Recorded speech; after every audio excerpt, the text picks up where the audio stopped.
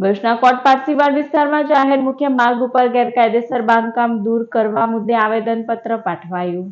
ભરૂચ જિલ્લા કલેક્ટર કચેરી ખાતે ભરૂચના વોર્ડ નંબર 4ના સ્થાનિકો મોહમ્મદ અમીન ઇલિયાસ સોડાવાલા સહિત આરટીઆઈ એક્ટિવિસ્ટ દ્વારા એક આવેદનપત્ર પાઠવવામાં આવ્યું હતું, જેમાં જણાવ્યા અનુસાર સિટી સર્વે નંબર 4383 4383 એક જમીન ઉપર કોઈપણ જાતની પરમિશન વિના ગેરકાયદેસર રીતે ચારે તરફથી બાંધકામ કરી જમીન ઉપર બાંધકામ કર્યું હોવાના આક્ષેપ કરવામાં આવ્યા છે.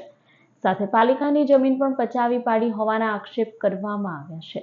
ત્યારે આ ગેરકાયદેસર રીતે બાંધકામ દૂર કરવામાં આવે તેવી માંગ કરવામાં આવી છે.